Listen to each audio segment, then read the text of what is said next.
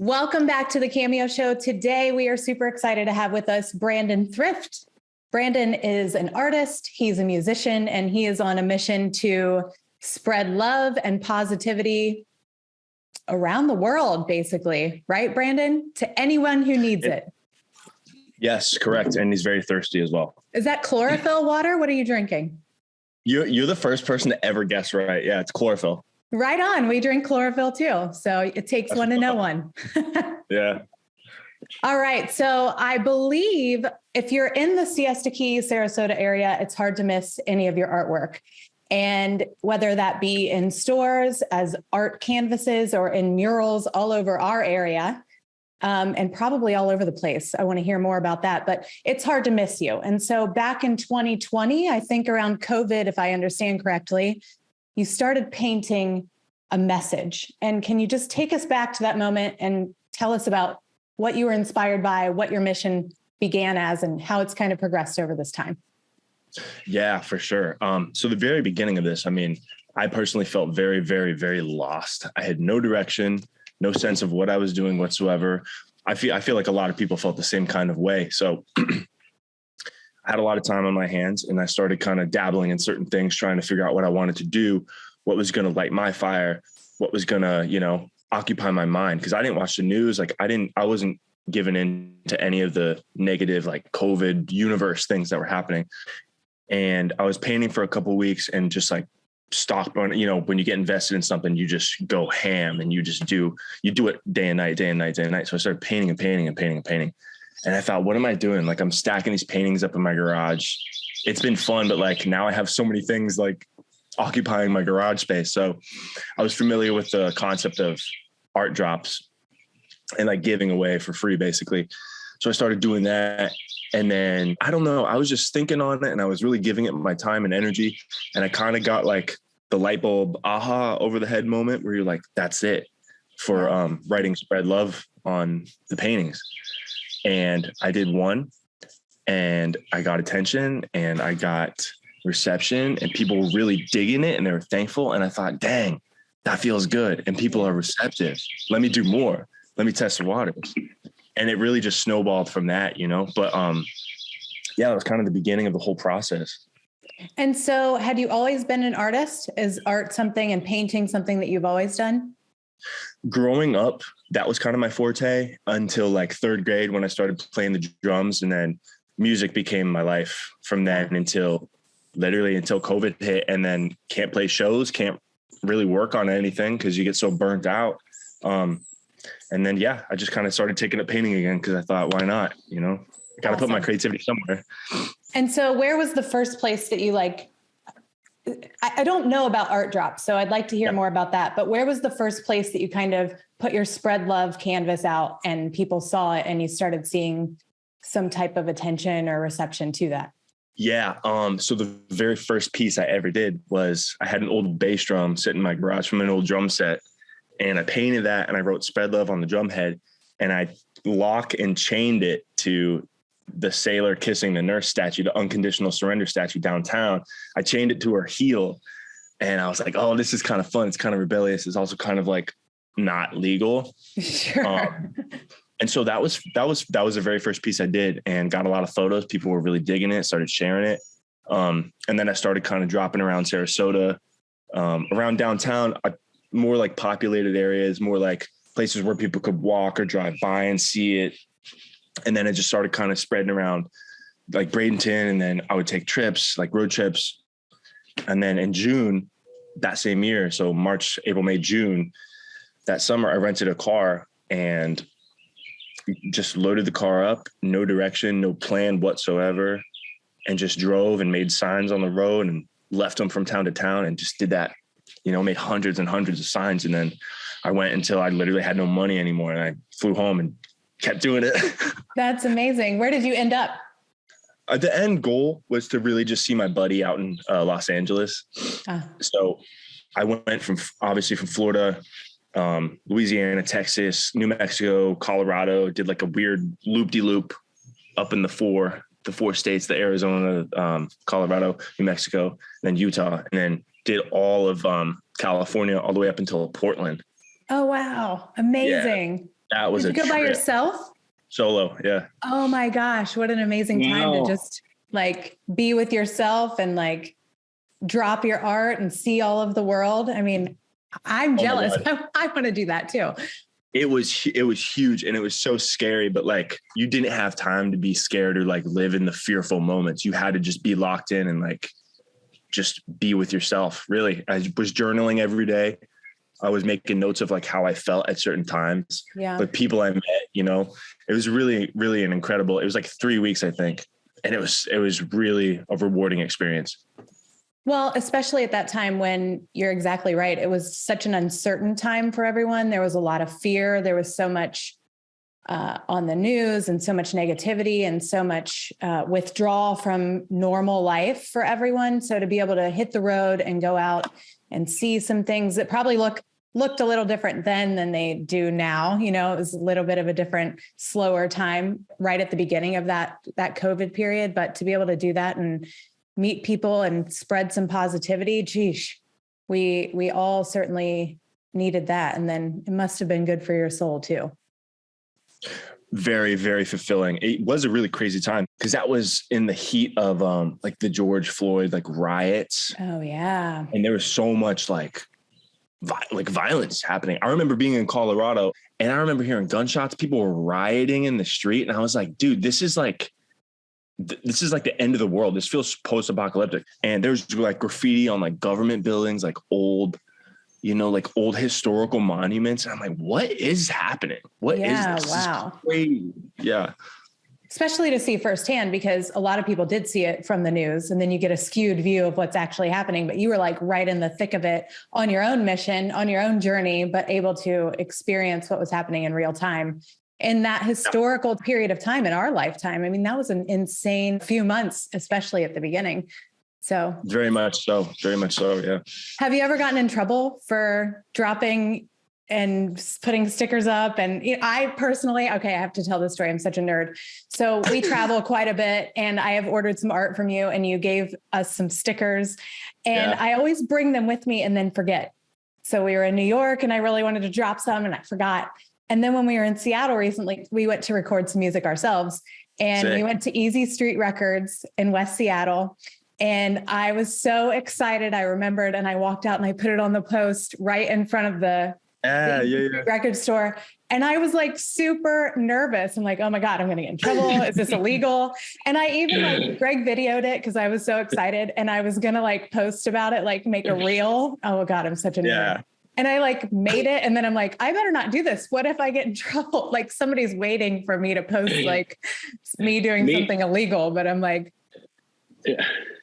meanwhile, Brandon's tagging anywhere and everywhere. I mean, it's like, yeah. So have you ever gotten in trouble? Like, has there ever been any repercussion to like you actually painting? I mean, I know you do a lot of murals and you're like commissioned to do so, but there are probably areas where you can paint freely in a graffiti type atmosphere, but like, have there ever been times when you've gotten in trouble for anything? Well, not anything, but like stickers or painting. Let's dive in here. Have you ever gotten in trouble? Knock on wood. No, but I mean, there's been like I've gotten a couple messages of like, what the hell are you doing, bro? Like you can't, or whatever. And I'm like, bro, it's a sticker. Like take it off. Right. Yeah. But I always try to be respectful. There are definitely rules if you're going to do street art. Like obviously you can't hit certain spots and like there are no limits, no places for sure. So I just try to stay in the realms of like the legalities of it. Mm-hmm. And so what are art drops? Tell us about that in particular. So from my understanding and what I've gathered, it's exactly what it sounds. You drop the art. It's kind of like a freebie, or like people that are kind of more on the upper scale of things, like more famous people, I guess, they'll do like one piece or something like that. And they'll put it on their Instagram story and say, at this street, I dropped this piece of art. Go get it. It's yours. The first person to come get it. You know what I mean? It's yours. But like, I gotcha. Yeah. So I was kind of just doing it. I was freestyling because obviously I was starting from the ground up. So I was doing hundreds and hundreds of pieces, writing my name on the back of them and everything. So if people wanted to connect, like that was on them. And a lot of people did. And that's kind of just helps me grow. It's very much like feet on the street, word of mouth, you know? Yeah, that's awesome. I wasn't sure if it was like some formal, like get together kind of art drop, or if it's just literally what you say, which is like, just drop some art off wherever you feel inspired to do so. So that's cool. That makes sense. Yeah. And so that has like been a springboard though, for you to connect with a lot of people all over the world. Where's the farthest you've been tagged or seen some of your art? Oh man. It really surprises me. It's literally every day I'm surprised because I'll get like a random picture or something somewhere. It's always cool to see like a sticker or like a piece in a place that I've never been to. Yeah. Like I'll show up in a city or something. I'll see like a sticker on like something. I'm like, dude, I've never been here. Like that's so wow. dope. Yeah. Awesome. That literally blows my mind. But I think we were just in Europe, me and some buddies last summer, and I could only bring stickers, you know, because you only have a limited amount of luggage space or whatever. But sticker bombed the entire place, and like I'm still getting pictures, and I think it's just so cool because like Europe is a huge street art graffiti place. So it's easy to kind of like blend in or get like lost in the sauce, but for people to stop and recognize it or see it and like my little Instagram handles on the corner of like stickers, for them to see it and like be inspired enough to like at least tag me and send a photo, that's huge. That's amazing. I mean, not just like, does that feel good for you probably personally to make an impact, but also just the overarching message that you're spreading from one person to the next. You just don't know how that's reaching people. Like that gives me goosebumps to think that someone could be walking down the street having like the worst day of their life, literally at a rock bottom, and see your sticker and see it as a sign to keep going. Like that's big. That's heavy, but it's so inspiring. And so like, I literally have goosebumps. Like it's so cool. Dude, yes, it is. And it's so true. Like you could literally change somebody's life by doing one thing, like holding the door open for them or smiling when you walk by. It's so freaking simple. And it starts with you. Like it starts with me. It starts with anybody that's watching this. You know, it takes one person, one drop in the bucket, man, to make a ripple. And yeah, I mean, like that's proof that it's working for them, a complete stranger halfway across the world or whatever, to see it and want to share it and feel drawn in. Like that's proof in the pudding that it's working. And that's so freaking motivating. Yeah. Love that. And it's so important for us to share our art and view it in that way where it can be impactful. I don't know, I'm not going to get this right, but if you haven't read Rick Rubin's book, The Active Creative, or I don't know what it's called. That's horrible. Something It's like a really that. good book. I don't know what it is. Yeah. But he talks about how we are all artists. And literally, if we're paying attention to the universe, if we're paying attention to source, we are the vessel of creating this art to share. And like, that's just like encapsulates what you're doing with your pieces. Something so simple, spread love, hearts, is so meaningful on so many levels. And so what I think is also really cool is that maybe it wasn't even what your plan was originally. It was just to spread the message. But now you are doing murals and painting houses and probably sending canvases all over the place. And did you ever think that that was something this would turn into when you originally started? Or what's your take on that?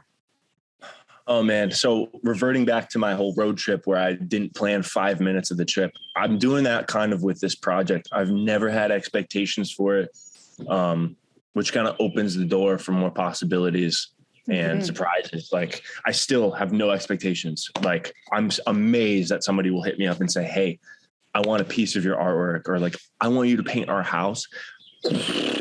Right. You know? Yeah, that's crazy. That house that you painted, the entire house. I was watching on Instagram as you were sharing that and sharing you up on the roof. And I mean, that's just so cool. Yes. Stuff like that is so wild. I kind of egg them on too, because that woman in particular, we started talking. She's like, I have a house that we're demolishing. And she's like, if you need any scrap pieces, like you can take a door or some windows. And I said, you're demolishing it? Can I paint the whole house? You know, like, and she's like, oh yeah, for sure. And I'm like, I'm serious. Like I have a bunch of leftover paint. Let me go to town. And she's like, all right, cool. I went over there, went to town in like 4 hours, like 150 gallons of paint, just went crazy boy town on it. And I had my friend come and document it, take some photos. And I went and took some Polaroids, and it was just a really, really fun, expressive art installation. Yeah, right. For you. And then also as a way to showcase something bigger, like that's huge to be able to paint a house. There's a car around here someone drives. Whose car is that? Yeah. So her name is CJ. She's really freaking cool. She's a party animal, a really sweet, really big hearted person. Yeah, she's awesome. Yeah, I've seen her car around our area. And if you're visiting Siesta Key, it's hard to miss for sure. So she's everywhere. Yeah.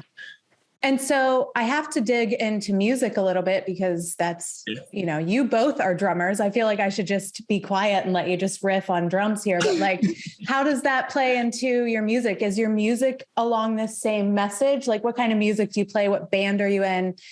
You said you started playing drums at an early age. So tell us a little bit about that part of Brandon. Yeah. Okay. Started playing drums really young. I think I was like 8 or 9 when I got really interested in it. My neighbor burnt me a cassette of like Sum 41 or something. And I was like, dude, this is so sick. And just started listening to it and expanding my musical palette. Started taking drum lessons, really started taking drums seriously in high school when I was on drumline. And then after high school, started playing in a bunch of bands and just like getting my feet wet. And have been playing in bands ever since. But now I'm playing I have 2 babies. One is called Fiends, Fiends. And those are with my boys. We're like a progressive metal band. And we've been a band for a couple of years, about 5 years now. And we're about to release our second full-length record. And I'm very stoked. It's going to be really good, very delicious music. And then I have a solo project that I do everything. I write everything, record everything myself, called Super Super. And that's more like the lovey-dovey, good vibes kind of stuff. Fiends is kind of like more of like a musical endeavor, more of like a soulful project. It's all of like our energy combined. It's a really, really cool project. And then your solo stuff, do you record that at home? Do you have like a recording studio where you just do it all? You write, record, produce everything yourself? I have a little interface that I plug into the laptop, and that's it. I have like a mic and like a guitar, and I put the drums up, set them up, and I'll like single mic record those in like my warehouse. And that's it. It's like so no pressure, just like writing to have fun kind of thing. That's awesome. Well, Greg, you can speak to that. I mean, Greg has played in bands his entire life since he was like 12, I think was the first time you played in a bar, Greg. So it's been your whole life all the way up to arena tours. And then kind of during COVID, reconnecting with I love music and finding a way to do it in a different way. And so he started learning how to record on his own, has his own recording studio now here in the home where that's all you need is a laptop and a couple plugins and you're all set. So I'll link Fiends and all of the information. I'll get the book right and link it in the show notes so I can share some information for people to check out. I also, you painted that for me. All I said was turquoise is my favorite color. And I love the ones that you do with plaster. I'm using a bunch of different things for texture now. I've experimented with like modeling paste. It's kind of fun. Plaster, I'm using like a spackling. I'm looking at it right now. I'm making a couple this morning. I'm using like a spackling and a joint compound. So I'm trying to figure out like which is my favorite texture. But yeah, yours is cool. I like that color. I love it. And I have an extra piece and I remember trying to figure out what do I want to do with it. And I remember you saying, you'll know what to do. And I know what to do with it. I'm going to do like a giveaway and spread a little love on my own from something that you spread to me. And so somebody will get a piece of your artwork shipped to them from Instagram or from, the internet and just kind of an approach to help, contribute to the evolution of spreading more love and positivity around the world. So I love what you're doing. We love what you're doing. Greg has a spread love piece that he picked up somewhere around town in his studio. Yeah. So we've got a few of your pieces around here. Cool. I forgot to ask. I saw the collaboration with a local tea company or coffee shop, that's awesome. Talk about that, about how you've been able to do that too. Yeah, so they're called Elevation Tea Company. They're right downtown. Their shop is so cute. Jen hit me up. She's the owner. She hit me up and was like, "Hey, we want to do a mural for the tea shop." And I said, "I'm down. I'm there." I had a really, really fun time doing that. Had like a little freeform abstract spray paint wall in their shop. And then that connection kept growing and growing. Jen and Gina, they're so freaking sweet. They're so sweet. And they're so just open to like ideas and growing as not just people, but like a company. Everything they do conceptually is so cool. Best tea, best coffee. I mean, I'm drinking Starbucks right now because I was driving home and I had to pick something up. I had to get geeked up on the nitro, but they source their coffee from the coolest spot, and it's just the most delicious stuff. And she was like, "Hey, we're thinking about doing like our cold cups. Do you want to throw down on a collab?" And I said, "Dude, yeah, like that's huge. Yes. Yeah. Yeah, they're just awesome people. Please go check them out. Elevation Tea Company. We haven't been in there, but we will definitely stop in at your recommendation. And I've seen it all over Instagram with your art, and just another way of sharing is caring kind of thing. And I believe supporting each other. They do the farmers market, Sarasota farmers market downtown. They have a truck or a trailer, and then they do the Lakewood Ranch market as well. All right. Right on. We'll keep an eye out, or at least stop into the shop. Greg, do you have any questions? So spread love. It's such a powerful statement. And that's been the thing. Like, did that just come to you, or were you like trying to come up with something, or because it's short and powerful, it's a great statement. What's funny? I always look at like my Facebook memories or like my old posts or whatever, and I see sprinkles of me trying to like implement a positive difference, because I was always saying stuff like, like be good to each other. Like every now and then I post like a positive comment, and I'm looking back and like connecting the dots and realizing like that thing was always there. Like that giving side of me was always there. And then, like I said, literally got that light bulb over my head. Like, oh, duh. Why don't I just write spread love on my stuff and just like give it away kind of thing. And it just felt right. You know what I mean? Yeah. I felt like we were talking about being the vessels, right? Because we are literally the mules for energy that the universe is giving us. And that's for the first year of doing the whole Spread Love project. I literally was like on autopilot, just like, I don't know what I'm doing. I have no clue what is happening right now, but I'm just doing it. And I feel like this is right. I'm supposed to be doing this right now. I love that you were paying attention to that. And I think that in and of itself is an inspiration to kind of spark in someone. Like if something keeps revisiting you as something that you're interested in or something that you should pursue, instead of pushing it away and finding excuses or not making time, start paying attention and just go for it. Just start.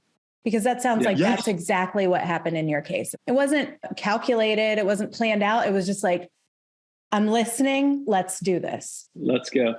And you like are still in your flow state about it. And it's been years. Like you just started doing it and you just become engulfed in it. And you just like the passion and just keep going. And then years later, you're still in a state where you're just like, everything's happening, and I've dude, chills. I mean, just like, that energy radiates out. And I do have the Spread Love thing, but I bought it at a yoga studio in Sarasota. Wild Ginger, I think. Yeah. And it's in my studio, and I look at it every day, and I it's one of those things. It's like subconscious, and like, cause I'm the same as you, man. I'm always trying to spread positivity and happiness and, lifting people up. And during the time when you started doing this, when you said the George Floyd thing, that's when like the most lowest point for me, I felt like during the whole COVID time. It was just like, you felt so frustrated, and I'm not alone. So many people did. So you just don't realize how much of a radiating effect that has of what you're doing. So keep it up, man. I mean, it's just incredible and inspirational for everybody out here that's trying to make a difference. So awesome. Yeah. Thank you. Hell yeah. Well, thank you for taking some time and jumping on with us. And where can we find more information about you? Yeah, I'm glad we could finally make this work. Third time's the charm. Yeah, right. It was meant to be. We just had to overcome some scheduling hurdles and technical hurdles. Big time. Instagram. I'm trying to keep everything on my Instagram and my website. They're both art by Brandon Thrift. Yeah. Simple enough. Awesome. And Yes. I'll get your band tag so I can link that too. And we can start spreading a little creativity and inspiration through music as well. So Sick. Yeah, I'll send you the link. Sounds good. awesome. Well, thank you so very much for chatting with us. It's a pleasure. I love seeing all of your stuff everywhere, and I'm sure we'll see you around. If not you, we'll definitely see your art. So thanks for doing what you're doing. I have one last question. Oh, Who's your favorite drummer? I have to ask. Oh, come on. Drummer? You can't ask that. You can't ask that. That's a cursed question. Top oh, three. Man. Top three. Benny Greb. No particular order. Benny Greb. Incredible. Thomas Pridgeon. Oh, and probably, oh, dude, you can't do this to me. I know. Thomas Pridgeon, and then probably either John Theodore or Tony Royster Jr. Yeah. I saw Tony play when he was 12 years old at the drum clinic. And Dude, it was insane. And I didn't know who he was. He came out on stage, this little kid, and he was like, and just like everyone was like, what the hell was that? And he took the microphone and he goes, any questions? And everyone was like, what? I just wanted to quit. I just wanted to stop right there. I'm like 35-year-old man, like, fuck. I can't follow anybody on Instagram because I'll see kids that are like 2 years old killing. And I'm like, dude, I want to quit. Like, I'm perfect out. Form, you know. Yes. Whatever. I would venture to guess that people were saying that about you too when you were young and playing drums too. So you got to remember, it's just all full circle. We'll bring it back in.